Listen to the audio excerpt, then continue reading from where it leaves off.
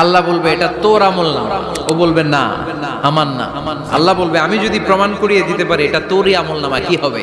সে বলবে আমি মেনে নিব। আল্লাহ বলবেন কিরামান কাতিবিন নামে আমার দুজন ফেরেশতা আছে, ওই ফেরেশতার কাছে তোর আমল নামার একটা কপি আমার রাখা আছে, ওই কপিটা রব্বুল আলামিন ব্যাকআপ ফাইল থেকে নিয়ে আসবে। পড়েন সুবহানাল্লাহ। এবার বলবে যে তোর আমল নামার আরেকটা কপি আমার পড়ার দরকার নাই, কিরামান কাতিবিনের ফাইল তোর ফাইল দুইটা মিলা। আল্লাহ ছাড় দেয় কিন্তু ছেড়ে দেয় না। ফেরাউন রে কি দিছিল? ছেড়ে দিছে।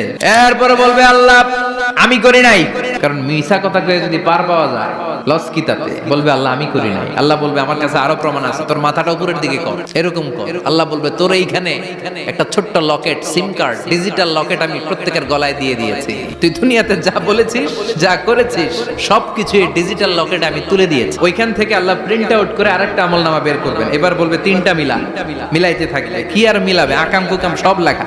বলবে আল্লাহ সবই ঠিক আছে কিন্তু আমি করি নাই। আল্লাহ বলবে এবার তোর মুখকে আমি আটকে দিলাম। এবার ওর ঠোঁট বন্ধ হয়ে যাবে, মুখ দিয়ে আওয়াজ নাই। ওর হাত বলবে আল্লাহ এই হাত দিয়ে অন্ধকার রাতে আমি একজনকে মেরেছি। এই পা বলবে এই পা দিয়ে আমি ওই জায়গায় অন্যায় কাজ করার জন্য গিয়েছি। সাক্ষী আছে না নাই? কথা বলেন। সেদিন বাঁচার কোনো উপায় আছে?